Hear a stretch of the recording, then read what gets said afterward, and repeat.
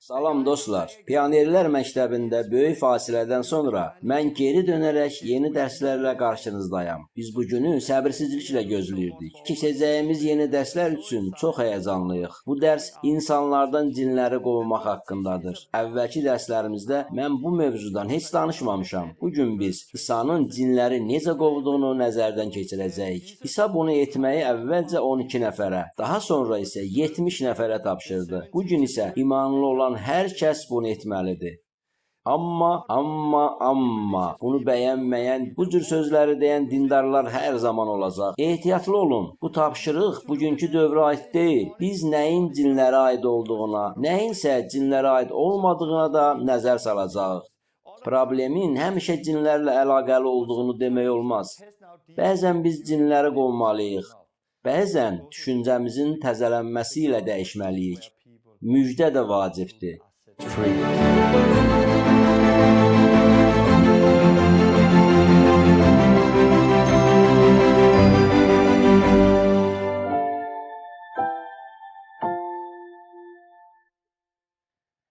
Hər kəsi salamlayıram. Pionerlər Məktəbinin dərslərini davam edirik. Pionerlər Məktəbində sonuncu dərsi keçdiyim vaxtdan təxminən 2 il yarım ötüb. O vaxtdan bəri çox şeylər baş verib. Pionerlər Məktəbində keçilən dərslər artıq bir neçə dilə tərcümə olunub və bütün dünyaya yayılıb. Bir çox insanlar mənə qoşuldular. Rəblə həyatlarını yaşayaraq dini eynəkləri çıxardılar. Həvarilərin işləri kitabında gördükləri həyatı yaşamağa başladılar. Pionerlər Məktəbində dərslərimizi başlayan zamandan bəri çoxlu hadisələr baş verib. Həyatımızda çox şeylər olub. Mənim şəxsi həyatımda çox şeylər baş verib. O vaxtdan bəri biz də çox şeylər öyrənmişik. Darıskal zirzəmidə yerləşən Pionerlər Məktəbində tək başına dərslərə başladığım zaman çılğın bir dövr ötüb keçdi. Başqa bir şəhərə köçmüşük. Bu hərəkat bütün dünyada partlayış gücü ilə yayıldı. O vaxtdan bəri biz Sonuncu Reformasiya adlı bir filmdə çəkmişik. İşlərimiz böyüyür və genişlənir. Səyahət zamanı insanlar məndən Pionerlər Məktəbində nə vaxt yeni dərslərə başlayacağımı təkrar soruşurdular. Növbəti dərslər nə vaxt olacaq? Mənim bu suala cavabım isə çox zaman belə olurdu. Bəs əvvəlki dərslərdəki tapşırıqlara əməl edirsinizmi? Çünki biz insanıq. Biz həmişə çoxlu təlim almaq istəyirik. Həqiqəti öyrədən bir təlimi eşidəndə biz belə deyirik. Bu həqiqətdir. Mən bunu etməliyəm. Ancaq dərhal sonra deyirik. Bəli, bu həqiqətdir. Mən bunu etməliyəm. Amma əvvəlcə mən daha çox təlim almalıyam. Biz daha çox bilik əldə edirik. Sonra daha çox təlim əldə edirik. Daha çox bilik və təlim alırıq. Ancaq problem o zaman yaranır ki, öyrəndiklərimizi tətbiq etmirik. Bunu çox görmüşəm. Bu səbəbdən də Pionerlər Məktəbinin yeni dərslərini keçməyə o qədər də tələsməmişəm. İstəyirəm ki, insanlar əvvəlcə bünövrələrini möhkəm qoysunlar. İnsanların artıq bildiklərini icra etmələrini istəyirdim. Amma 6 ay əvvəl Allahın mənə bu sözləri dediyini hiss eləməyə başladım. İndi zaman yetişib. İndi artıq həmin vaxtdır. Pionerlər Məktəbində yeni dərslərlə davam etmək vaxtı gəlib çatıb. Mən buna hazırlaşmağa başladım. Sanki bütün cəhənnəm bizə qarşı qalxdı. Son 6 ayda olduqca dəlisov bir dövr yaşadıq. Biz çoxlu təqiblərə məruz qaldıq. Ruhani döyüşlər baş verdi. Bilirəm ki, şeytan bu təlimin səslənməsini istəmir. Bugün mən azad etmə və insanlardan cinləri necə qovmaq barədə danışacağam. Şeytanın bundan heç xoşu gəlmir. Şeytanın bu təlimdən xoşu gəlmir. Məhz buna görə də bu müddət çox uzun çəkdi.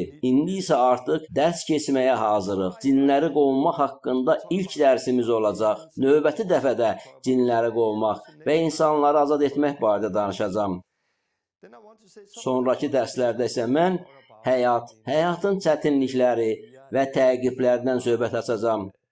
Pionerlər Məktəbində dərsləri bitirdikdən sonra keçən 2 il ərzində məni həqiqətən çox güclü sarsıntılara məruz qoyan təqiblər olub. Mənim haqqımda yalanlar danışan, mənə böhtan atan adamlar var. Bunları müşahidə eləmək mənim üçün çox ağırdı.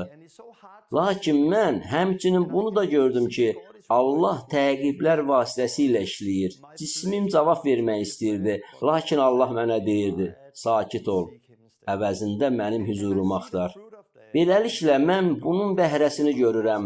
Bir neçə il əvvəl çoxlu təqiblərə məruz qalacağımız, bizə yaxın olmuş adamların yalan danışacağı və haqqımızda iftiralar yayacaqları ilə bağlı peyğəmbərlik almışdıq. Bu sınaqdan düzgün keçsək, Allah həyatımızda lütfü artıracaq. Elə bütün bunlar da baş verir. Macaristana getmişdim. Biz bir ticarət mərkəzində 120 və ya 130 nəfəri vəftiz elədik.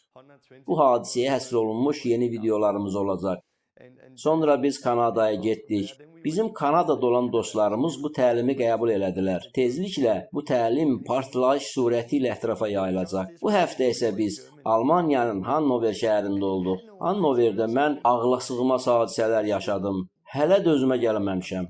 Bir dəfə mən Hannoverdəki toplantıya gəlmiş insanlar üçün dua elədim. Bu zaman müqəddəs ruh qüdrətlə gəldi.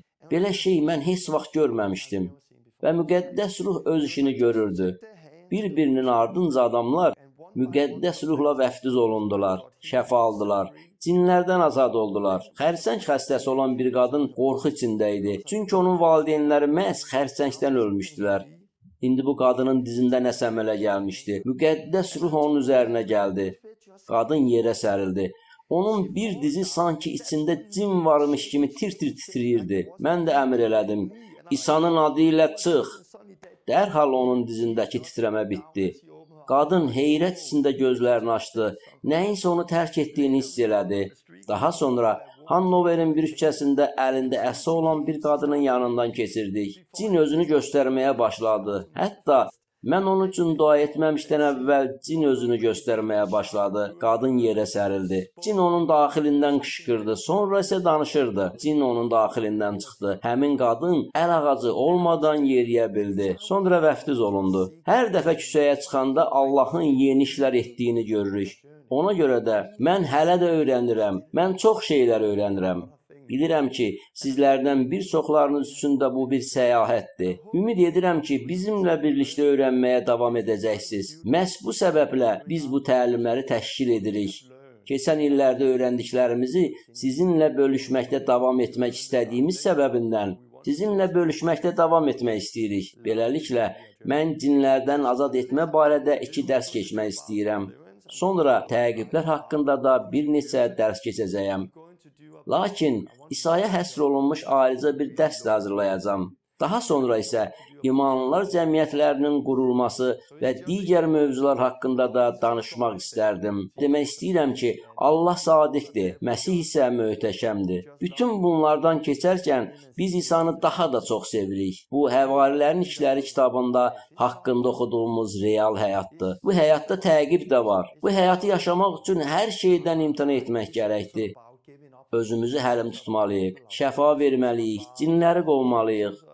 Bunlarla birlikdə müqəddəs ruhda vəftiz də olmalıdır. Hamısı bir yerdə olmalıdır. Odur ki, dostlar, sizinlə birlikdə olmağa şadam. Bu imkanı çoxdan gözləyirdim. Lakin indi hiss edirəm, Allah belə deyir. İndi vaxtdır. Növbəti dərslərdə mən bu barədə daha çox danışacağam. Yəni Allahın etdikləri və bizim öyrəndiklərimiz barədə söhbət açacağam. Yenə də istəyirəm ki, bu dərsimiz mümkün qədər praktik olsun. Bu, başımızda olan sadəcə nəzəri biliklər olmamalıdır. İlk öncə bir daha qeyd etmək istərdim ki, yeni dərslərə başlamazdan əvvəl mən Pionerlər məktəbində keçdiyim 20 dərsi təlimin bünövrəsi hesab edirəm. Mən hələ də əvvəlki 20 dərsdə öyrədilən təlimlərlə razıyam. Əgər Pionerlər məktəbinin bugünkü dərsini ilk dəfə görürsünüzsə, əvvəlki 20 dərsə baxmamısınızsa, sizə həmin dərslərə baxmağı məsləhət görürəm. Çünki bu dərsdə deyəcəyim sözlər artıq Pionerlər məktəbinin dərslərini keçmiş adamlar üçün nəzərdə tutulur. Onlar artıq əvvəlki dərsləri keçib bünövrəni qoyublar. Yəni, əgər siz hələ 20 dərsin hamısına baxmamısınızsa, qayıdıb onlara baxmağı sizə məsləhət görürəm. Əvvələ qayıdıb əvvəlki 20 dərsə baxsanız, bizimlə birlikdə eyni yolda ola biləcəksiniz. Bu dərsimizə giriş idi. Əvvəlcə dua eləmək istəyirəm. Allahım, gördüyün hər şeyə görə sənə təşəkkür edirəm. Pionerlər məktəbi, filmlər, YouTube videoları, Kickstartlar nəticəsində başlayan partlayış gücü ilə yayılan oyanışa görə sənə təşəkkür edirik. Dünyanın hər yerindən bizə gələn inanılmaz şəhadətlər üçün minnətdarıq. İsa, səni daha yaxından tanımaq istəyirik. Sənə xidmət eləmək istəyirik. Bizə tapşırdığın hər işi sədaqətlə yerinə yetirmək istəyirik. Öz müqəddəs ruhunla gəl və gözlərimizi aç, qulaqlarımızı aç. Cinləri qovmaq mövzusunda bizi dini eynəyimizdən azad elə. Bu sahədə də sənə itaət etməyimizə kömək elə. İsa'nın adı ilə. Amin. İndi biz adamları cinlərdən azad etmə və cinləri qovmaqdan danışacağıq.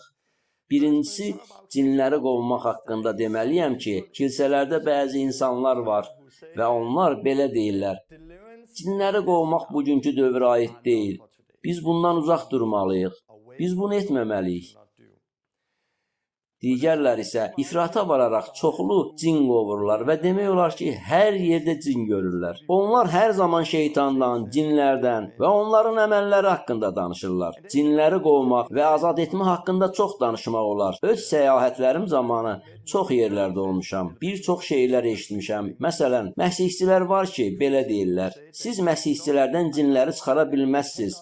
Çünki məsihçilərin daxilində cinlər ola bilməz.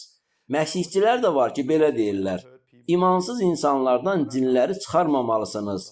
Yalnız müqəddəs ruha sahib ola biləcək xristianlardan qovmaq lazımdır. Çünki imansız insanlardan cinləri çıxarsanız, cinlər yenidən geri qayıda bilərlər.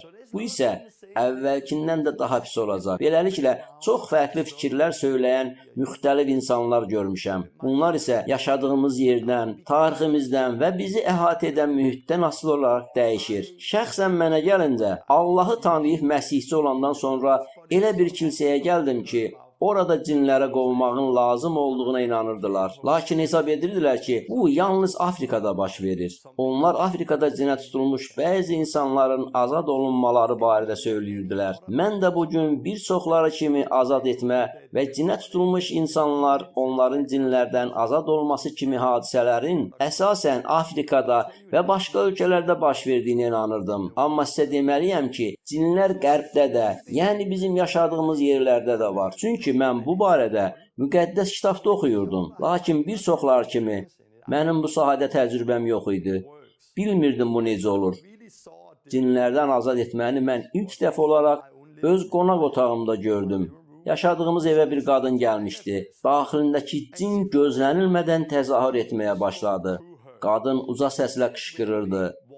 Cəhənnəmə get! Cəhənnəmə get! Mən bunu eşidəndə özümü itirdim. Vay, bu cindir. Sonra isə mən fikirləşdim. Ah, mənə bir keşiş lazımdır. Çünki öz ağlımla belə fikirləşirdim. Cinləri qovmaq təhlükəli bir işdir.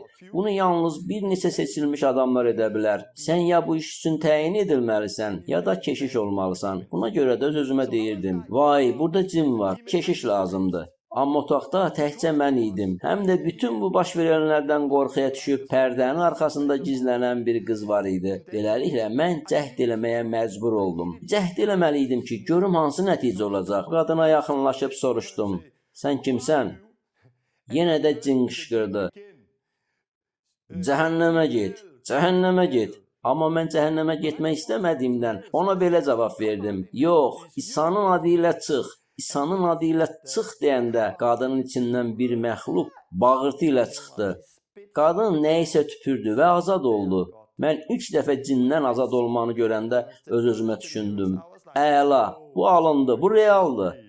O vaxtdan bəri biz cinlər və onlardan azad olmaq haqqında çoxlu müxtəlif təlimlər eşitmişik. Lakin hər dəfə mən yenə çox sadə əsaslara qaydırdım. Məsələni qəti mürəkkəbləşdirmək lazım deyil. Bu sadə həqiqətdir. Yəni, bizə sadəcə İsa'dan nümunə götürmək lazımdır. Çoxlu kitab oxumağa və çoxlu addımlardan da keçməyə ehtiyac yoxdur. Yalnız sadə iman və sadə səlahiyyət kifayətdir. Bu iş hər birimizə tapşırılıb. Bundan artıq heç nəyə ehtiyac yoxdur. Bir neçə il əvvəl mən ilk dəfə cindən azad olmanı gördüm. İndi isə biz bununla tez-tez qarşılaşırıq. Hər gün olmasa da hər həftə biz cindən azad olmanın şahidi oluruq. Yanımıza gələn adamların azad olması üçün dua edirik. Həmin adamda cin varsa azad olsun. Bəzən cin çıxır, bəzən isə heç nə baş vermir. Amma gəlin biz İsa'ya baxaq. Hər dəfə ilahiyyət haqqında danışanda, istənilən bir mövzuda danışanda İsa'dan nümunə götürək. Biz həmişə gözlərimizi İsa'ya dikməliyik.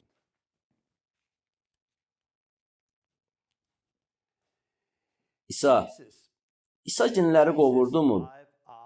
Bəli. O bunu edirdi. İsa dəfələrlə cinləri qovurdu. İsa'nın xidmətinə nəzər salsaq, əslində cinləri qovmağın onun xidmətinin böyük bir hissəsi olduğunu görərik. Biz oxuyanda görürük ki, onun xidmətinin 50%-ni vəz, 25%-ni şəfa vermək, qalan 25%-ni isə cinləri qovmaq təşkil edir. İsa'nın həyatında görürsünüz ki, o cinləri qovurdu. Yer üzündə Məsihin bədəni olduğumuza inanırıqsa, o zaman əlbəttə ki, biz də İsa'nın etdiyi işlər etməliyik. Çünki İsa dəyişməyib. Əgər İsa'ya baxsaq, Mark 1:34-də İsa haqqında bunu oxuyuruq. İsa müxtəlif xəstəliyə tutulan çox adama şəfa verdi və bir çox cinləri qovdu. Beləliklə İsa bir çox cinləri qovdu. İnsanlar İsa'nı görəndə hətta heyrətə düşüb belə deyirdilər: Ona bax, o cinlərə əmr edir və bunlar da itaat edirlər. İsa səlahiyyətə malik idi. İsa cinləri dəfələrlə qovurdu. Ancaq bildiyimiz kimi məhsul bol olsa da işçilər az idi. Buna görə də İsa 12 nəfəri çağırdı. İsa onlara da eyni səlahiyyəti verdi. Çünki görürük ki, həmin 12 nəfər də cinləri qovurdu. İsa'nın onlara verdiyi tapşırıqlardan biri budur. İsa 12 şagirdini yanına çağırıb, onlara natəmiz ruhlar üzərində səlahiyyət verdi ki, bunları qovsunlar. Hər cür xəstəliyə və hər cür naxoşluğa şəfa versinlər. İsa onları öz yanına çağırdı. Natəmiz ruhlar üzərində səlahiyyət verdi. Yəni, onlar da cinləri qovmalı idilər. Onlar da xəstələrə şəfa verməli idilər. Müqəddəs kitabda İsa'nın şagirdlərinə bunları əmr etdiyini oxuyuruq. Xəstələrə şəfa verin, ölüləri dirildin, cüzamları pak edin, cinləri çıxarın. Müftə aldınız, müftə verin. Beləliklə, siz kəlamda bunu görürsünüz. İsa özü bir çox cinləri qovurdu. Sonra İsa 12 nəfəri çağırdı və onlara murdar ruhları qovmaq səlahiyyətini verdi ki, şagirdləri də cinləri qova bilsinlər. Sonra onları təkcə xəstələrə şəfa vermək, ölüləri diriltmək və cüzamları təmizləmək üçün deyil, həmçinin cinləri də qovmaq üçün göndərdi. Müqəddəs kitabda yazılanları diqqətlə araşdırsaq görəcəyik ki, cinləri qovmaq bizə verilən yaxşı bir təklif deyil. Bu bir seçim deyil. Yəni ancaq istəsək cinləri qova bilərik. Xeyr, bu bir əmrdir. Beləliklə, bu İsa'nın adamlara verdiyi bir əmrdir. İsa təkcə xəstələrə şəfa verməyi tapşırmır. İsa təkcə cinləri qovmağı tapşırmır. İsa təkcə müjdəni təbliğ etməyi də tapşırmır. İsa üçünü də, həm xəstələrə şəfa verməyi, müjdəni vəz etməyi və cinləri qovmağı tapşırır. Müqəddəs kitabda görürük ki, İsa cinləri qovurdu. 12 şagird cinləri qovurdu. Daha sonra Lukanın müjdəsində oxuyuruq ki, İsa digər 70 nəfəri də seçdi. Beləliklə, biz görürük ki, həmin 70 nəfər də cinləri qovurdu. Sonra Luka 19-da İsa onları göndərərkən belə bir əmr verir.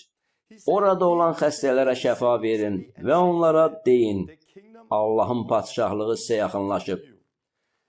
Bugün bunu oxuyan bəzi insanlar deyirlər, elədir ki, var. Burada İsa onlara heç də cinləri qovmağı əmr etmir. Onlara yalnız xəstələrə şəfa vermək və Allahın padşahlığının yaxınlaşdığını vəz etməyə tapşırır. Lakin Allahın padşahlığı sözdən deyil, gücdən ibarətdir. Siz bunları daha sonra görəcəksiniz. Məsələ burasındadır ki, cinlərin qovulması elə padşahlığın yaxınlaşdığını göstərir. Maraqlısı odur ki, biz bu mətndə 70 nəfərin İsa tərəfindən cinləri qovmaq əmri ilə göndərilməsi haqqında oxumuruq.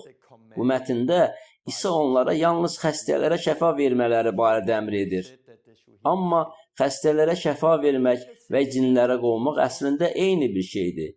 Ən maraqlısı isə 70 nəfərin geri döndüyü zaman Luka 10:17-də dedikləri barədədir. Oxuyuruq. 70 şagird sevinə-sevinə qayıtdı və dedi: Ya Rəbb, sənin adınla cinlər belə bizə tabe olur. Beləliklə, 70 şagird sevinclə geri dönəndə belə dedilər: Ya Rəbb, cinlər belə sənin adınla bizə tabe olurlar. İsa'nın adı ilə cinləri qovmaq səlahiyyətindən istifadə edərkən, siz də eyni sevinci yaşayacaqsınız. Nə üçün? Çünki insanların həyatlarının dəyişdiyini görmək çox xoşdur. Cin çıxandan sonra azad edilmiş bir insanı görmək çox xoşdur. Bunun İsa'nın bizə verdiyi səlahiyyətin olduğunu bilmək çox xoşdur. Daha sonra İsa bunu da deyir.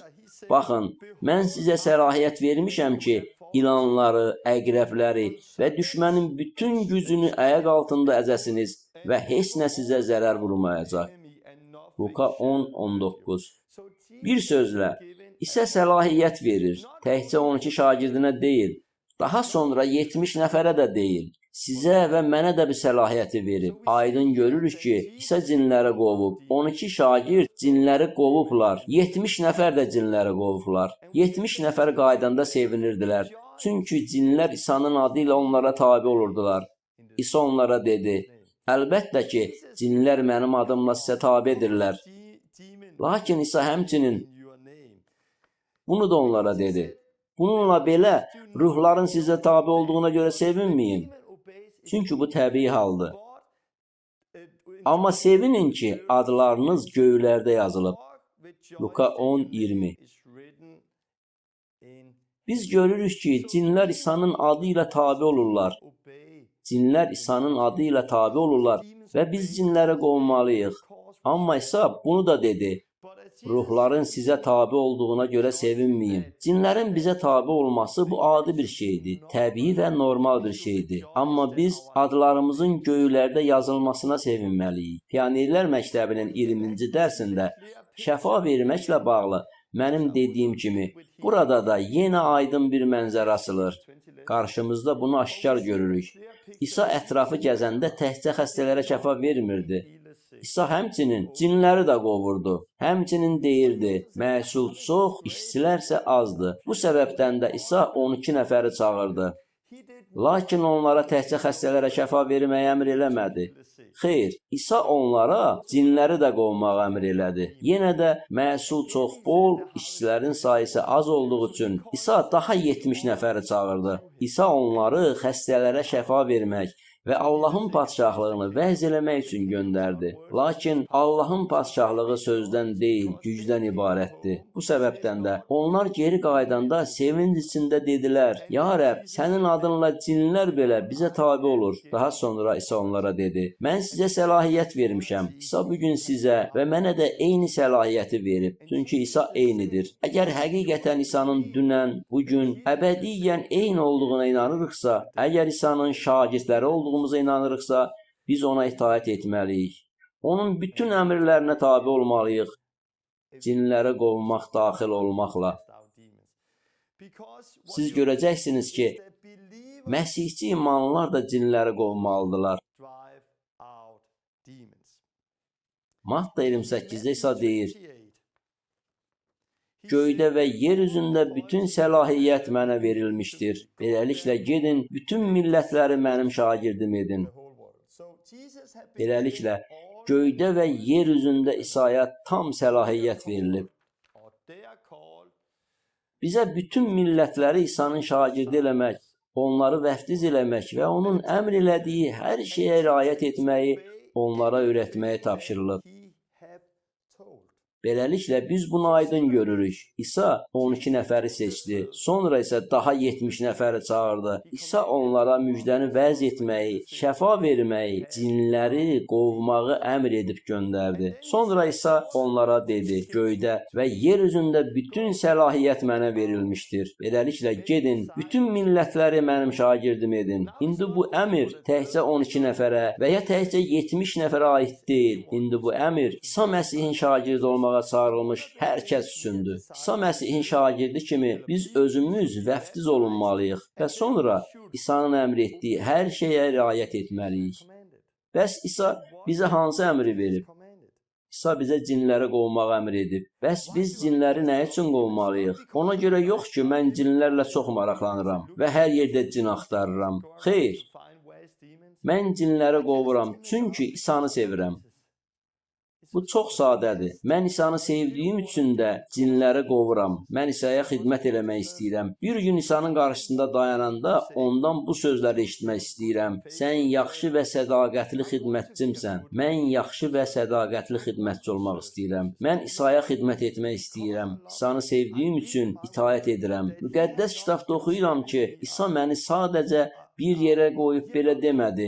Torvin, ürəyin istədiyini seçib, istədiyini edə bilərsən. Xeyr, İsa mənə bu sualı verir. Torvin, ardımca gəlmək istəyirsənmi? O zaman mənim əmrlərimə tabe ol və onları yerinə yetir. İsa'nın bizə əmr etdiyi tapşırıqlardan biri də məhz cinləri qovmaqdır. Bu barədə həmçinin Mark 16:16-da aydın yazılıb. İsa burada deyir, iman edib vəftiz olan kəs xilas olacaq. İman etməyənsə məhkum olacaq. Biz burada yazılana iman edirik. Beləliklə, biz inanırıq ki, əgər iman edib vəftiz olunsaq, onda xilas olacağıq. Lakin əgər bunu etməsək, o zaman biz məhkum olunacağıq. Mən düşünürəm ki, kilsələr İsa'nın burada söylədiklərinə inanırlar. Lakin növbəti ayənin dediklərinə inanan məsihçilər o qədər də çox deyirlər. Çünki növbəti ayədə bu sözlər yazılıb. İman edənləri isə bu əlamətləri müşayiət edəcək. Burada deyilir ki, iman edənləri bəzi əlamətlər müşayiət edəcək. Bəs bunlar hansı əlamətlərdir? Beləliklə, həmin ayənin davamını oxuduqda ilk əlaməti görürük. Mənim adımla cinləri qovacaqlar. Bu çox maraqlıdır. Çünki bu, həqiqi məsihçinin ilk əlamətidir. Müqəddəs kitab bunu yazır. İsa özü bu sözləri deyir. İman edib vəftiz olan kəs xilas olacaq. İman etməyənsə məhkum olacaq. Daha sonra İsa deyir. İman edənlər isə bu əlamətləri müşayiət edəcək. İsa'ya iman edənləri, yəni məsihçiləri müşayiət edən ilk əlamət onların cinləri qovmaları olacaq.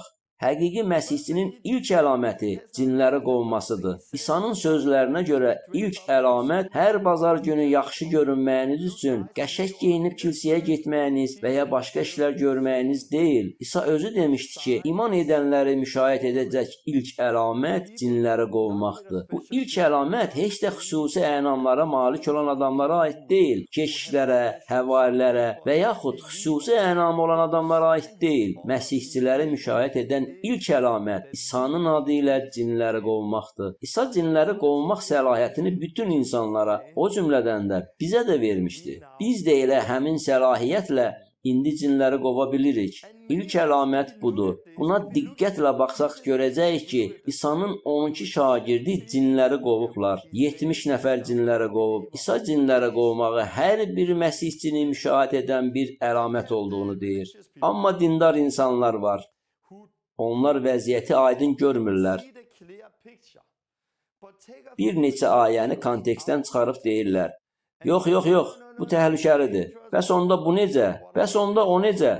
Amma indi dini inəkləri çıxarmaq nəsil vaxtıdır. Beləliklə, üzərində dindar adamlar yazdığım bir vərəqi indi bura yapışdırıram. Bunlar cindən azad etməyə inanmayan, İsa'nın burada söylədiklərinə tabe olmayan dindar insanlardır. Onlar deyirlər, xeyr, cinləri qovmaq bu günə aid deyil. Biz daha cinləri qovmamalıyıq. Xeyr. Bu çox təhlükəlidir. Məsihçilərdə cinlər ola bilməz. Bugün cinlər yoxdur, xeyr. Bugün bizdə Allahın kəlamı var. Bəlkə də bir neçə dənə cin hələ də qalıb. Lakin onlar buradan çox uzaqda, Afrikadadırlar. Onlar qərbdəki kilsələrdən çox uzaqdadırlar. Çünki bizim çoxlu biliyimiz var və çox ağıllıyıq. Dindar adamlar məhz belə sözlər deyirlər. Dindarlar müqəddəs kitabdan Matta 7:22-dən məşhur sitatı gətirirlər. O gün bir çoxları mənə deyəcək, ya Rəbb, biz sənin adınla peyğəmbərlik etmirdikmi? Sənin adınla cinləri qovmurduqmu? Sənin adınla bir çox möcüzələr yaratmırdıqmı?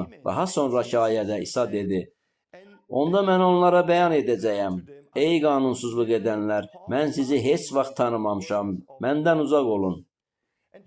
Bu gün müqəddəs kitabı və tarixi oxuyarkən bunu görürük.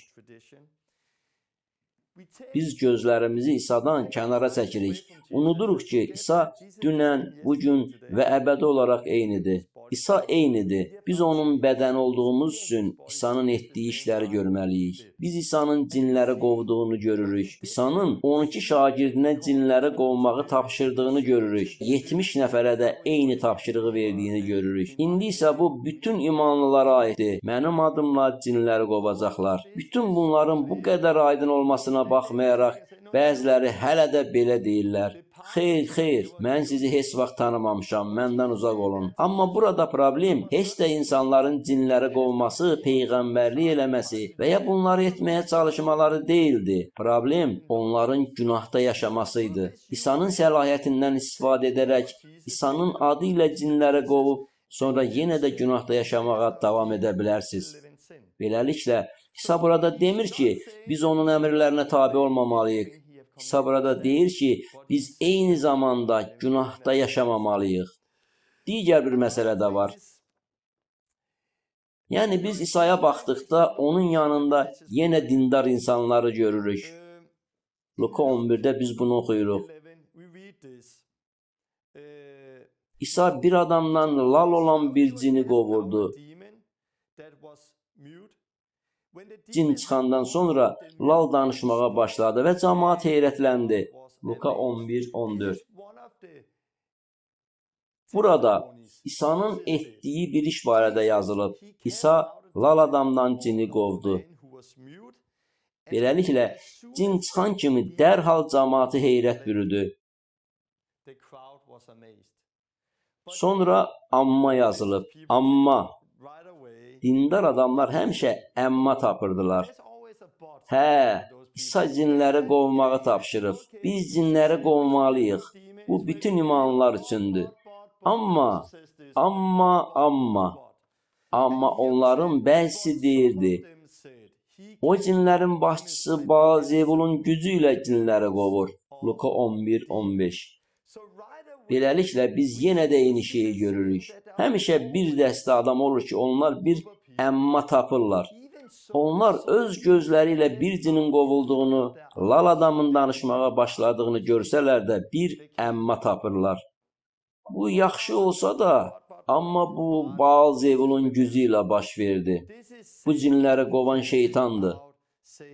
İsa bundan sonra belə dedi. Mən cinləri Allahın qüdrəti ilə qovuramsa, deməli Allahın padşahlığı üzərinizə gəlib. Luka 11-20. Beləliklə, İsa onlara izah elədi ki, cinləri Baal-Zebulun vasitəsilə qovmayıb. Çünki Mark 3.25-də deyilir, əgər bir ev öz daxilindən bölünübsə, davam gətirməz. Sonra İsa dedi, mən cinləri Allahın qüdrəti ilə qovuramsa, deməli Allahın padşahlığı üzərinizə gəlib. Luka 11-20. Həqiqətən də bu çox maraqlıdır. Bir çox insan var ki, onlar hər gecə göylərdə olan atamız duasını edirlər. Göylərdə olan atamız duasını mən həmişə öz doğma Danimarka dilində edirəm. Padşahlığın gəlsin, göydə olduğu kimi yerdə də sənin iradən olsun. Göylərdə olan atamız duasında biz nə barədə xahiş edirik? Allahın padşahlığı yer üzünə gəlsin. Biz yer üzündə Allahın padşahlığını nə zaman görürük? Cinlər qovulanda. Bu çox maraqlıdır. Dünyada o qədər çox insan hər gün oturub Rəbbin göylərdə olan atamız duasını edirlər. Onlar bu duada Allahın padşahlığının gəlməsi üçün dua eləsələr də, eyni zamanda cinlərin mövcud olmasına, ruhani dünyanın varlığına inanmırlar. Allahın padşahlığı sözdən deyil, gücdən ibarətdir. İsa insanları azad eləməyə gəldi. Hər dəfə cinlər qovulanda biz Allahın padşahlığının yaxın olduğunu görürük. Beləliklə, biz burada nə görürük? İsa'nın dediyi sözlər bizə aydındır. Lakin müqəddəs yazıların mənasını təhrif edən dindarlar həmişə var. Biz cinlərə qovmağa başlayanda həmişə əmma qoyanlar olacaq. Yox, yox, yox. Amma ehtiyatlı olun. Bu çox təhlükəlidir. Bu İsa'nın gücü ilə deyil. Səni bu vəzifəyə təyin etməyiblər. Keşiş deyilsən. Bu işdə təcrübən yoxdur. O qədər əmmalar olacaq ki, demək istəyirəm ki, siz insanlarla qarşılaşacaqsınız və onlar sizə bu sözləri deyəcəklər. Cinləri qovmayın. Çünki bu o dövr üçün idi. Onlar kəlama istinad etsələr də, onlar kəlamı bilmirlər. Bu cür dindar adamlara demək üçün müqəddəs yazılardan 2 ayə vardır. İsa Luka 6:46-da deyir: Nə üçün məni ya Rəbb deyə çağırırsınız, amma dediklərimə əməl etmirsiniz? Sonra 2 Timoteyə 3:5-də isə belə deyilir: Mömin kimi görünüb bu yolun gücünü inkar edəcəklər. Beləliklə, Allaha iman etdiklərini söyləyən bir çox insanlar vardır. Lakin İsa bir gün onlara deyəcək: Nə üçün məni ya Rəbb deyə çağırırsınız, amma dediklərimə əməl etmirsiniz? Çünki onlar mömin kimi görünüb bu yolun gücünü inkar edəcəklər. Onlar padşahlığın qüdrətini bilmirlər. Onların xəbərləri yoxdur ki, İsa göydə və yer üzündə olan bütün səlahiyyəti bizə verib. İsa bizə əmr edib. İsa günlərin bir günü biz bir xidmətə təyin edildikdə bizim edəcəyimiz üçün bir təklif etməyib. İsa gedib cinləri qovmağı bizə əmr edib. Ümid edirəm ki, cinləri qovmaq tapşırığını siz açıq-aydın görürsünüz. Bizə cinləri qovmaq tapşırılıb. Biz bunu öyrənməliyik. Bacarıqlı olmalıyıq. İsa'ya itaətli olmalıyıq. Qorxmamalıyıq. Nə üçün? Çünki bu İsa'nın bizə verdiyi bir əmrdir. İsa belə əmr edir: cinləri qovun. Bilirik ki, bu əmri yerinə yetirməyə başlayanda, hətta bunu ilk dəfə edəndə Allahın iradəsini yerinə yetiririk. Biz ona itaət edirik. Beləliklə, biz cinləri qovmalıyıq.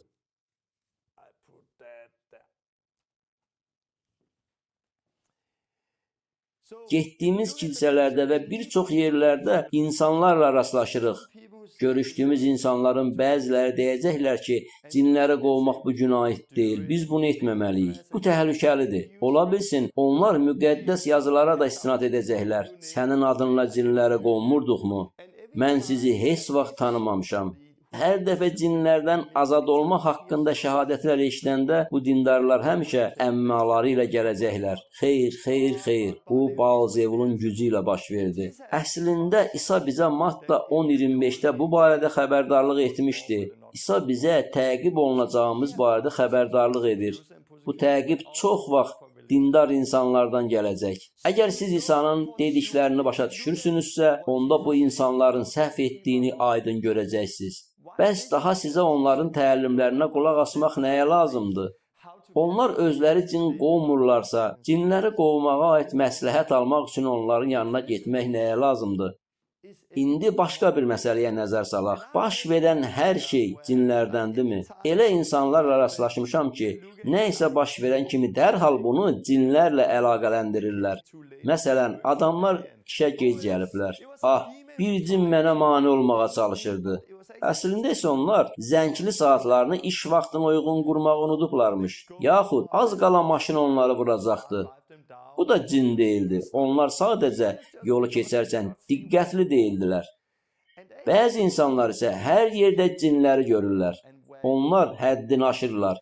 Əslində onlar öz həyatları üçün məsuliyyət daşımaq istəmirlər. Cinləri hər dəfə bəhanə edirlər. Biz çox vaxt elə insanlarla qarşılaşırıq ki, onlar məsuliyyət daşımayaraq öz işlərinə görə şeytanı günahlandırırlar. Onlar yanımıza gəlib belə şikayətlənirlər. O qədər dərdim var ki, çox yerlərdə olmuşam. Məndə olan bu şəhvət cinini qovmağa çalışıblar, lakin cin heç cür çıxmaq istəmir.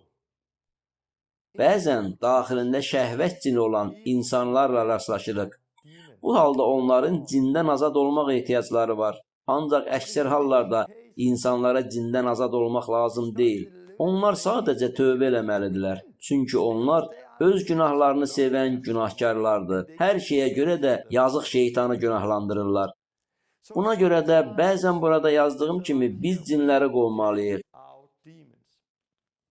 Başqa vaxtlarda isə biz düşüncəmizi təzələyərək dəyişməliyik. Bəzən biz cinləri qovmalıyıq, bəzən isə düşüncəmizi təzələyərək dəyişməliyik. Bunların yerlərini səhv salanda problem yaranır. Bəzən biz cinləri təzələyirik, düşüncəmizi isə qovuruq. Onda problem yaranır. Düşüncə üzərində işləməliyik, düşüncəni təzələməliyik. Amma qətiyyən cini təzələməyə çalışmamalıyıq.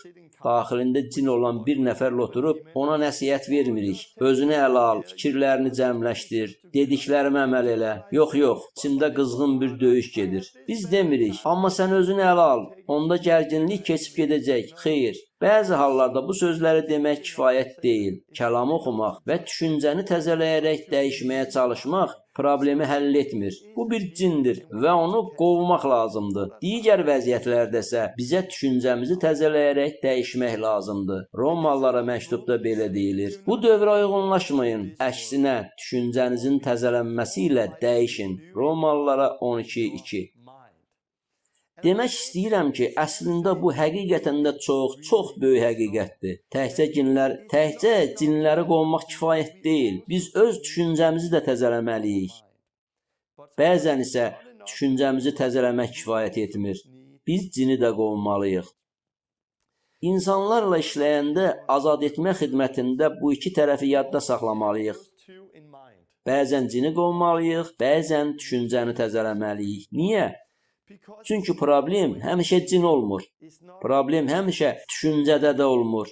Hər bir adamdan cini qovsaq, hər bir problemin arxasında bir cinin durduğunu hesab edib onu qovsaq, bəzi adamlara kömək edəcəyik.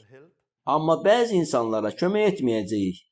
Eyni şəkildə, əgər biz ancaq düşüncənin təzələnməsinə diqqət yetirsək, cini qovmaq ağlımıza gəlməyəcək. Bu halda isə biz ancaq cinə tutulmayan insanlara kömək edə biləcəyik. Beləliklə, son vaxtlar biz nə görürük? Biz bir çox insanın cinlərdən azad olduğunu görürük. Çünki biz iblisanə ruhlarının real olduğunu bilirik. Həmçinin biz bilirik ki, insanları cindən azad etməyə səlahiyyətimiz var. İsa bizə cinləri qovmağı tapşırıb. Bundan başqa, biz bilirik ki, bu bəzən kifayət deyil. Bəzən insanlara düşüncələrini təzələmək lazımdır. Təxminən bir il əvvəl bizim yanımıza bir cütlük gəlmişdi. Onlar cinlərdən azad olmaq üçün bir çox yerlərə getmişdilər. Onların nikahlarında problemləri var idi. Belə ki, həmin kişi bu problemlərdən birinin murdar ruhlarla bağlı olduğunu düşünürdü. O hesab edirdi ki, internetdə baxdığı pornoqrafiyadan asılılığı bir alüdədir. Buradakı insanlar onun üçün doy elədilər. Lakin onun daxilində heç bir cin özünü göstərmirdi. Onda cin yox idi.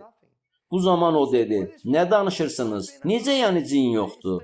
Mən cindən azad olmaq üçün orada da olmuşam. Mən niyə cindən azad ola bilmirəm? Bu zaman kimsə onu dayandırdı və dedi, sən cindən azad olmursan, çünki öz günahını sevirsən. Sən öz günahını sevdiyin üçün günahkarsan. Sən tövbə eləməlisən, günahından üz döndərməlisən, düşüncəni təzələməlisən. O isə dedi, axı əvvəllər heç kim mənə bunu deməmişdi. Bundan sonra həmin adam piyada gəzişərək Allahla danışırdı. Birdən o başa düşdü ki, məndə heç bir cin yoxdur.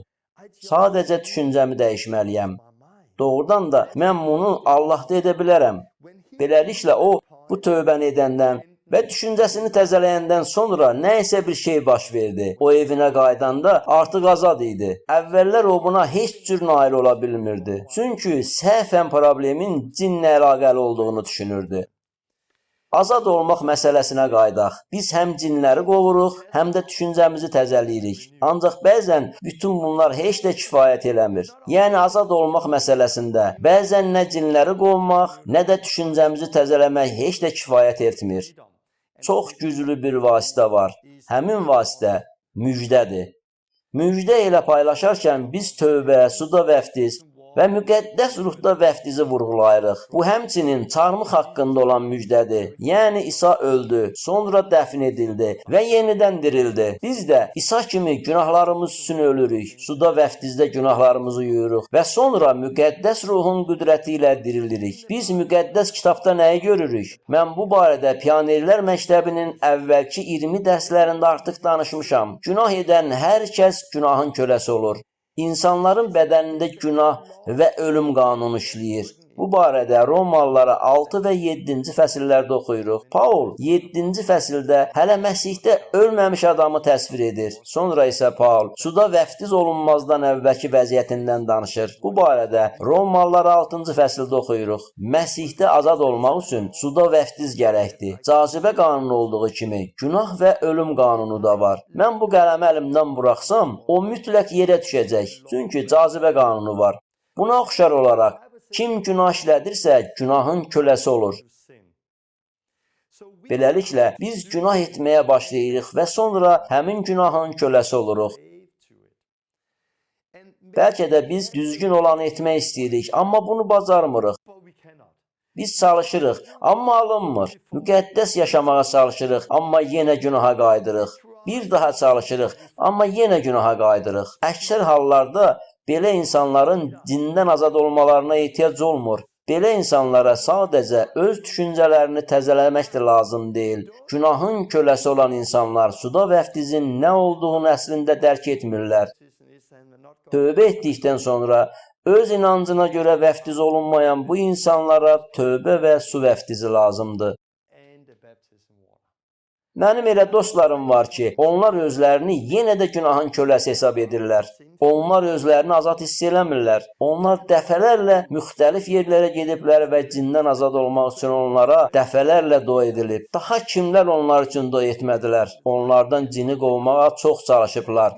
Lakin onlar eyni problemdə yaşadıklarını hiss edirdilər. Eyni zamanda onlar öz düşüncələrini də təzələməyə çalışırdılar. Onlar müqəddəs kitabı oxuyur, səmimi olaraq düşüncələrini təzələmək istəyirdilər. Lakin onlar hələ də azad ola bilmirlər. Bu cür insanlara azad olmaq üçün düşüncələrin təzələnməsi deyil, cinlərin qovulması deyil, müjdə lazımdır. Onlar köhnə həyatlarını dəfn etməlidirlər. Çünki su vəftizinin etdiyini düşüncənin təzələnməsi və ya cinlərin qovulması edə bilmir. Biz hər şeyi tamamlayanda, hər şeyi nəzərə alırıq. Bəzən cinin olduğunu görürük. Növbəti dərsdə mən çox praktik məsləhətlər verəcəyəm. Nə vaxt, nə etmək lazım olduğunu öyrədəcəm. Çoxlu nümunələr gətirəcəm. Biz tam mənzərəni görəndə başa düşürük ki, bəzən cin qovulmalıdır, bəzən düşüncə təzələnməlidir. Lakin elə hallarda olur ki, insana suda vəftiz lazımdır və ya müqəddəs ruhu qəbul eləməlidir. Biz bu tam mənzərəni anlayandan sonra hər şey dəyişəcək. Ən böyük azadlığı hələ də müjdə verir. Müjdənin gücü böyükdür. Ən böyük azadlığı məhz müjdə gətirir. Cinlərin qovulması ilə bağlı başqa bir sözlə deməliyəm. Siz həmişə cinlərin təzahür edib etməmələrinə etibar edə bilməzsiniz. Siz bunu başa düşməlisiniz. Bir neçə gün əvvəl Hannoverdə yanımıza bir qadın gəlmişdi. Onda cinlər özlərini göstərirdi. Cinlər bəkdən qışqırmağa başladılar. Onda qadın küçənin ortasında düz mənim qabağımda yerə yıxıldı. Sonra cin danışdı. O mənə məxsusdur, o mənimdir. Bu qadın mənə məxsusdur, o mənimdir. Cinə əmr etdim. İsa'nın adı ilə çıx. Cin isə qışqırmağa davam edirdi. Sonra bir şey qadından çıxdı və o qoltuq ağaclarını qoyub getdi. Bu çox güclü idi. Orada nə baş vermişdi? Hannoverdə küçədə cin özünü göstərəndə bir çoxlarının diqqətini çox çəkdi. Ətrafımıza çoxlu adam toplaşdı. Onlar hadisəni telefonlarına çəkirdilər. Hər kəs həyəcanla deyirdi. Bu cindir. Ey, baxın, burada cin var idi. Lakin bu qadından əvvəl biz bir çox başqa insanları da cinlərdən azad etmişdik. Onlarda olan cinlər özlərini belə aşkar göstərmirdilər. Bir çox hallarda adamlar üçün dua edəndən sonra onlar və nə isə onları tərk edir. Bu cür dərin ah çəkməklə çıxan cinlərin sayı, o küçədə yerə yıxılan qadından çıxan cinlərin sayından da çox ola bilər. Niyə? Çünki siz başa düşməlisiniz ki, cinlər özlərini göstərəndə insanın canı və onun bədəni vasitəsilə edirlər. Çox vaxt mən cindən azad olmaq üçün dua edəndə orada aldanmış insanlar da olur. Onlar Afrikaya gedib, orada cinlərin böyük təzahürlərini gördükləri üçün indi məyus olurlar, belə deyirlər. Afrikada çoxlu cinlər var, burada isə cin yoxdur. Xeyr, cin həmin şəxs vasitəsilə özünü göstərdiyi üçün bu belə baş vermişdi. Afrikalı qadın Danimarkalı qadınla müqayisədə öz duyğularını tam fərqli şəkildə ifadə edir. Danimarkada biz özümüzü xoşbəxt hiss edəndə belə görsənirik. Siz soruşsanız, xoşbəxtsiniz? Bəli, xoşbəxtəm. Çox, lap çox xoşbəxtəm. Bu, bizə xas olan bir ifadə tərzidir. Afrikada isə cəmaət belə qışqırır. Halleluya, halleluya. Onlar tullanır və rəqs edirlər. Öz emosiyalarını belə göstərirlər. Eyni ilə insanlar kədərlənəndə və ya rəqs edəndə də bu belədir. Danimarkadakı kilsəyə gəlsəniz, görəcəksiniz ki, biz belə rəqs edirik və belə səcdə edirik. Əgər siz Afrikadakı kilsəyə gəlsəniz, görəcəksiniz ki, onlar bütün qəlbləri və bədənləri ilə rəqs edirlər. Məsələ onda deyil ki, biz burada az iş görürük. Xeyr, sadəcə olaraq bizim ifadə etmək tərzimiz fərqlidir. Cinlərdən azad olmağa və müqəddəs ruhda vəftizdə də mən eyni şeyi görmüşəm. Çox emosional olan insanlar görmüşəm. Müqəddəs ruhda öz hisslərini belə ifadə edirdilər. Özlərini sakit aparan başqa insanlarda müşahidə etmişəm. Onların çox təmkinli olub belə etdiklərini görmüşəm. Eyni müqəddəs ruhdur. Hər yerdə eyni şeylər baş verir. Amma onlar bunu fərqli şəkildə göstərirlər. Eyni şey cinlərdən azad olanda da baş verir. Böyük azad etmələr olur. Kiçik azad etmələr də olur. Lakin bu heç də cinlərin çox və ya az olması demək deyil. Demək olmaz ki, bir halda çox, digər halda isə az cin çıxır. İndi Danimarkada cinlərdən azad olma barədə bir əhvalat danışacağam. Bir neçə il əvvəl bir qadın telefonla mənə zəng elədi. Biz yenicə missiyadan evə qayıtmışdıq. Çamadanlarımızı hələ heç açmamışdıq. Bu zaman telefon zəng çaldı. Gənc bir qız mənə zəng eləmişdi. Torben, mən səninlə danışmalıyam. Sən mənim üçün dua eləməlisən. Çünki mən çox böyük qorxu içindəyəm. Mən yeni işə düzəlmişəm və elə sabahdan bu işə başlamalıyam. Amma mən azad olmasam işləyə bilməyəcəm. Mən yorğun idim. Ona görə də mən qızdan ertəsi gün gəlməsini xahiş elədim. Yox, xahiş edirəm, bu gün olmalıdır. Çünki bu mənim daxilimdədir. Əgər mən azad olmasam işləyə bilməyəcəm. Ona dedim, yaxşı, gəl. Beləliklə qız gəlib çıxdı. Mən isə bütün çamadanları yataq otağına basıb qapısını bağladım. Qız gəldi. O təxminən 20 yaşında olan gənc bir qız idi. Mən ondan problemin nə olduğunu soruşdum. O cavab verdi. Mən çox qorxu içindəyəm. Həddindən artıq qorxuram. Bunu izah eləmək heç də asan deyil. Lakin təxminən bundan 3 il əvvəl mən qatarla gedirdim. Qəflətən bədənimə bir qorxu axıb gəldi. Sanki bədənimin daxilinə bir şey girdi. Beləliklə, həmin vaxtdan bəri daxilimdə bir panika və qorxu yaşayır. Qız dedi, mən heç bir dərman filan istəmirəm. Həkimlər mənə dərmanlar yazıb və dedilər ki, mən bunları qəbul eləməliyəm. Lakin bunlar həyatımı məhv edir. Mənə yaşamaq çətindir. Əgər azad olmasam, sabah işə gedə bilməyəcəm. Mən bunu eşidəndə özümə dedim. Təbii ki, mən bu qızı azad etmək istəyirəm. Burada sanki iblisanə mənşəli bir şey var idi. Eyni zamanda bilməliyik ki, uzun müddət problemin varsa, bu cinlərin uzbatından başlaya bilər. Lakin eyni zamanda düşüncəni də təzələmək vacibdir. Beləliklə, mən həmin qızın kim olduğunu və həmçinin bu qorxunun onun daxilinə necə girməsi haqqında daha çox bilmək istədiyim üçün soruşdum. O vaxt orada nə baş verdi, bilmirəm. Bəlkə həmin vaxt orada olanda buna səbəb olan bir şey eləmisən. Sən necəsə qapını açmısan ki, o gəlib. Nə etmisən? Çünki çox vaxt biz cinin daxil olması üçün qəlbimizin qapısını açırıq. Onda qız cavab verdi. Bir dəfə mən kilsədə olanda bir kişi ilə tanış oldum. Biz Allah, müqəddəs kitab haqqında söhbət elədik. Sonra dost olduq. O mənim evimə qonaq gəlməyə başladı. Biz dostlaşdıq. Biz görüşüb söhbət edirdik. O mənə hədiyyələr də verirdi. Bir sözlə, bizim dostcasına birlikdə yaxşı ünsiyyətimiz var idi. Bir müddət sonra biz mənim mənzilimdə tək olarkən o qəflətən daha çox şey istədi. O getdikcə mənə daha da yaxın gəlməyə başladı. Birlikdə yatmağımızı istəyirdi. Onda mən bunu rədd elədim və dedim, xeyr. O isə dedi, tamam gəl. Mən isə dedim, yox, səninlə mənim aramda heç vaxt bu ola bilməz. Mən bunu ona deyəndə o düz mənim gözlərimin içinə baxdı. Sonra barmağını üzümə tuşlayıb dedi, sən mənim kim olduğumu bilmirsən. Mən şeytanam, Lusiferəm. Sonra o qapını açıb getdi. Əlbəttə ki, bu adam şeytan deyildi.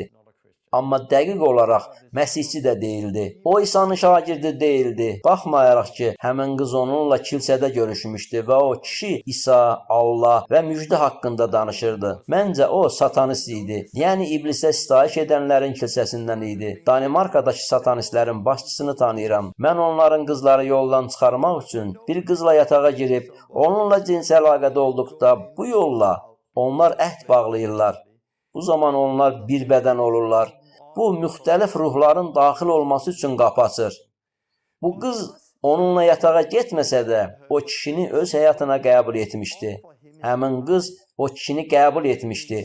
Bununla da qız imkan yaradaraq qəlbinin qapısını açdı və cin ora girdi. Halbuki, cin onun qəlbinə gəlməməli idi. Mən o qızı cindən azad etmək istəyirdim. Lakin mən həmçinin gördüm ki, bu qız həmin adam barədə fikirləşəndə çox böyük qorxu hissi keçirir. Bu halda təkcə cinləri qovmaq deyil, həm də düşüncəni təzələmək gərəkdir. Həmin qıza dedim, gəl birlikdə dua edək. Sən qəbul etdiyin bu adamı təsəvvüründə götür və onu İsa'ya ver. Bütün narahatlığını İsa'ya ver.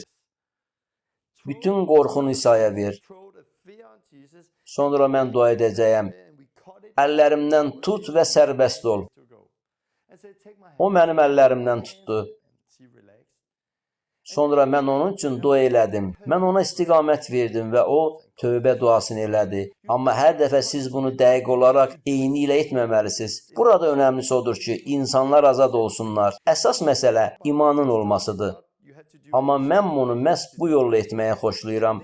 Çünki düşüncənin təzələnməsinə də diqqət yetirmək vacibdir. Beləliklə, mən onun əllərindən tutdum, birlikdə dua elədik. Həmin adamı götürdük, onun adını çəkdik və onu İsa'ya etibar elədik. Sonra qızın əllərindən tutub həmin ruha, bu qorxu ruhuna ondan dərhal çıxmağımı əmr elədim. Dua edəndə əmr elədim. İsa'nın adı ilə ondan çıx. Bu zaman sonra azad oldu. Ertəsi gün həmin qız öz işinə başladı. Son dəfə eşitdiyimə görə qız hələ də orada işləyir. Beləliklə, siz danışdığım bu əhvalatda azad olmanın necə baş verdiyini gördünüz. Biz gördük ki, bu qız dərman qəbul etməli idi. O 3 il xəstə idi, işləyə bilmirdi. Daxilini qorxu bürümüşdü. Lakin həmin ruh qızın dərindən nəfəs alıb ah çəkməsi ilə ondan çıxdı. Belə.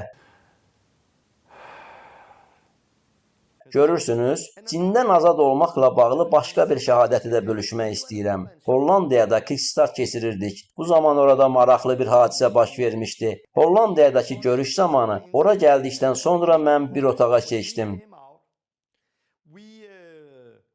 Beləliklə, mən bu otağa girəndə orada stulda oturmuş bir qız var idi. Onun yanında olan 3 və ya 4 nəfər adam bu qız üçün dua edirdilər. Onlar uca səslə qışqırırdılar. İsa'nın adı ilə çıxın, çıxın. Həmin qız isə bu zaman əsirdi. Adamlar isə elə hey durmadan qışqırırdılar. Mən birinci dəfə otağa girəndə bunu gördüm.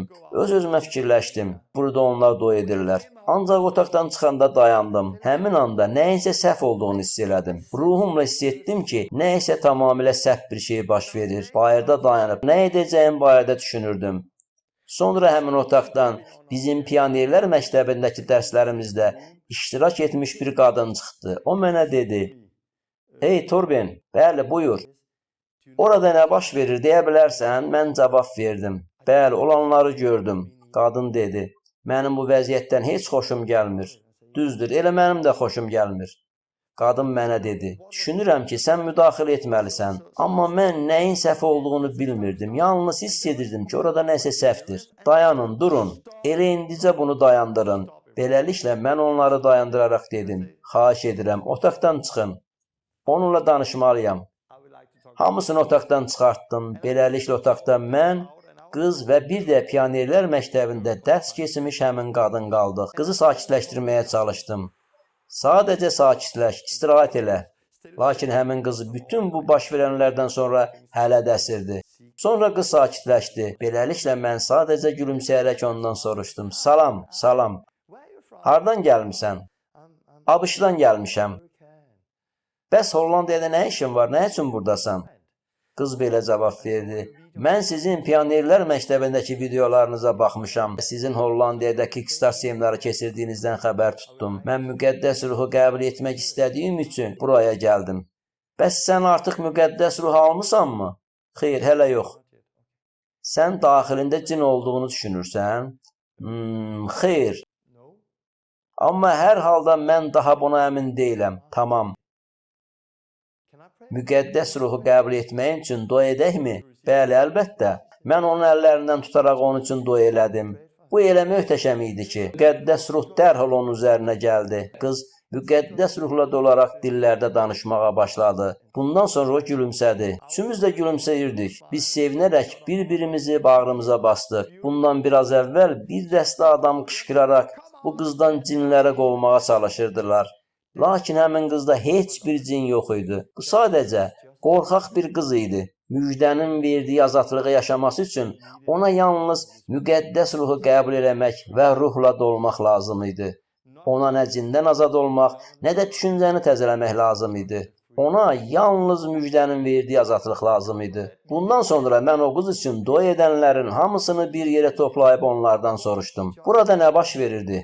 Onlar bir ağızdan deyirdilər. Hə, o qızda cin var idi. O cin özünü göstərirdi və danışırdı. Mən isə onlara izah elədim. Xeyr, onda cin yox idi. O sadəcə sevgiyə və müqəddəs ruha ehtiyacı olan hürşmüş bir qız idi. Onlar isə inad edirdilər. Yox, onda cin var idi. Cin özünü göstərirdi, danışırdı, qızı silkələyirdi. Onları öz inadlarından döndərmək mənə çox çətin idi. Amma maraqlısı budur ki, mən bunlarla danışanda bir tanış qadın o qızla söhbət edirdi. Sonra həmin qadın yanımıza gəlib dedi. Mən bu qızın onunla nə baş verdiyi barədə dediklərini sizə çatdırmaq istəyirəm. Bu qızla baş verənlər bunlar idi. Həmin adamlar bu qızla rastlaşdıqdan sonra onun üçün dua etməyə təklif edirlər. Onlar sakit dua etmək əvəzinə cin çıx ondan. Onlar əllərini qızın başına qoyub onu arxaya itələyirdilər. İsa'nın adı ilə cin çıx. Bu cür davranış heç kimin xoşuna gəlməz. Qız onun qolundan tutub başından kənara çəkməyə çalışırdı. Onlar da fikirləşirdilər. Hə, bu cindir. O mübarizə aparır. Onlar yenə də qızın başını itələyirdilər. Qız isə deyirdi. Bəsdirin, dayanın. Bu zaman onlar sevindilər. Bu ki cindir, özünü göstərir. Daha da ucadan əmr etməyə başladılar. Çıx ondan iblis. Onlar qışqırırdılar. Murdar ruh, çıx İsa'nın adı ilə. Qız qorxub deyirdi. Bəlkə də məndə murdar ruh var. Qız əsməyə başladı. Çıx məndən murdar ruh. Beləliklə, bu təzahürləri yaradanlar da məhz elə dua edənlərin özləri idi. Qolu itələyən heç də cin deyildi. Bunu qız özü edirdi. Dayanın, bəsdirin deyə qışqıran da cin deyildi. Dayanın, bəsdirin deyə qışqıran qızın özü idi. Bu qızda cin yox idi. Ona sadəcə müjdəni başa düşmək və müqəddəs ruhu qəbul eləmək lazım idi. Biz bunu başa düşməliyik və bilməliyik. Mən insanlara deyirəm, qorxmayın. Biz cinləri qovmalıyıq. Bu İsa'nın tapşırığıdır. İsa bunu demişdi. Lakin biz həmçinin müdrik olmalıyıq. Biz başa düşməliyik ki, əsas məsələ cinin özünü səs-küy ilə göstərməsi deyil. Əsas məsələ hərəkətə keçib bir çox işlər görmək deyil. YouTube-da çoxlu ağlasığmaz videolar var ki, orada cinlər danışır, onda müsahibə belə götürürlər. Yaxud da cinləri qovduqda belə sözlər də deyirlər. Alov və buna bənzər başqa sözlər də deyilir. Bu cür azad etmələr saatlarla davam edir. Amma onlar unudurlar ki, bu cür azad olmaların arxasında bir insan durur. Mən cinlərdən azad olmuş insanları görmüşəm. Ola bilsin cin çıxır, lakin bundan sonra onların həyatlarında çoxlu qorxular başlayır. Onlar qorxurlar, çünki azad etmə çətin idi. Növbəti dərsimizdə mən bu barədə daha ətraflı danışacağam. Diqqətimizi təkcə azad etmədə cəmləməməliyik. Həmçinin diqqətimizi düşüncənin təzələnməsinə və müjdəyə cəmləməliyik. Mən çox vaxt cindən azad etməni onun tən ortasında dayandırmışam və demişəm, dayanın. 10 dəqiqə əvvəl nə baş vermişdi? Səndə nə isə çıxdımı? Bəli, məndə nə isə çıxdı. İndi özünü azad hiss edirsən? Bəli, nə isə məndən artıq çıxdı. Bəs onda niyə hələ də yerə uzanıb əsirsən? Çünki onlar hələ də dua edirlər. Bu necə olur? Baxın, bu belə olur. Əvvəlcə cin özünü doğrudan da göstərir. Sonra cin çıxır. Amma adrenalin hələ də yüksəkdir. Hər kəs həyəcanla qışqırır. Halbuki nəyəsə o adamdan artıq çıxıb. Amma onlar hələ də dua etməyə davam edirlər. Mən belə halları dəfələrlə görmüşəm. Buna görə də çox vaxt biz hamını dayandırırıq. Azad oldunmu? Çünki bir çox hallarda insanlar artıq azaddılar. Nəyəsə onlardan artıq çıxıb. Beləliklə biz bunu öyrənirik. Bundan başqa, mən elə insanlarda görmüşəm ki, onlar daxillərindəki cini göstərirlər. Bunu özlərinə diqqət çəkmək üçün edirdilər. Yerə sərilirlər. Sanki cin onlarda danışır. Əmr edirsən, İsa'nın adı ilə sus. Lakin həmin adam özündəki cini yenə göstərir. Sonra isə üzünə baxır, başını qaldırıb deyir, qoy mənim üçün dua eləsin. Həmin adam insanlara nə etməli olduqlarını deyir. İnsanlar isə bu cür hilələrə aldanırlar. Bəzən bunu İnsan özü eləyir. Bu cür halları aşkar eləmək üçün mən yoxlayıram. Məsələn, adamlar yerə sərilərək titrəyib əsirlər. Ətrafdakılar onun üçün dua edirlər. Həmin vaxt mən hamını sakitləşdirərək deyirəm, hər kəs sakit olsun. Bu zaman saxta təzahürü göstərən adam silkələnməyini dayandırır və gözlərini açıb ətrafa baxaraq soruşur. Nə olub? O olub ki, insanlar daha sənin üçün dua etmirlər. Növbəti dərsimizdə biz bu 3 hissə barədə ətraflı danışacağıq. Çoxlu nümunələr gətirəcəyik. Cinləri necə qovmaq lazımdır? İnsanlar üçün necə dua etmək lazımdır? Cinin çıxdığını necə bilmək olar? Azad etmə və cinləri qovmaq haqqında bəzi suallara da cavab verəcəyik. Əvvəla onu demək istəyirəm ki, əlbəttə biz öyrənməliyik. Biz bunu ağıl etməliyik. İlk növbədə insana qarşı diqqətli olmalıyıq. Azad olunan şəxsin bir insan olduğunu unutmamalıyıq. Ehtiyatlı olmalıyıq ki, həmin insanın sonra problemləri başlamasın. Çünki ətrafdakılar onun əl-qolunu tuturlar, uca səslə qışqırırlar və s. Eyni zamanda biz bundan qorxmamalıyıq. İsa bizə cinləri qovmağı əmr edib. Deyə bilərəm ki, Allah hər şeyi öz nəzarət altında saxlayır. Bəzən həqiqətən daha nə edəcəyimi bilmədiyim halda insanların azad olduqlarını görmüşəm. Çünki artıq uzun vaxtdır ki, dua edirik. Cinlər özlərini göstərir və s. Amma Allah sadiqdir. Siz ona güvənməlisiniz. İndi isə söylədiklərimi çox qısaca təkrarlayım. İsa özü cinləri qovurdu. İsa bizə də cinləri qovmaq səlahiyyətini verdi. İsa'nın bu tapşırığı təkcə 12 həvariyə və 70 nəfərə deyil, bugün imanlı olan bizlərə də aiddir. Biz bunu edəndə dindar adamlar həmişə öz əmmaları ilə üstümüzə gələcəklər. Xeyr, bu Allahdan deyil. Amma bu Allahdandır. Çünki gəlin İsa'ya baxaq. Onda görəcəyik ki, İsa bunu etməyi bizə tapşırıb. Növbəti dəfə bunları necə etmək barədə öyrədəcəyəm. İnsanları azad etmək üçün sizə bəzi praktik məsləhətlər verəcəyəm. Ümid edirəm ki, siz bu dərsimizdən nə isə qəbul edə bildiniz. Bunun sürətlə yayılacağını bildiyimə görə çox sevinirəm. Əgər siz cinlərin təzahürlərini və onların qovulmasını görmək istəyirsinizsə, sonuncu Reformasiya filmində bu barədə bir hissə var.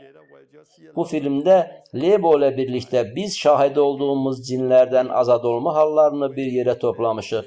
Siz buna baxa bilərsiniz. Bu filmdə güclü təzahürlərlə azad olma halları göstərilir.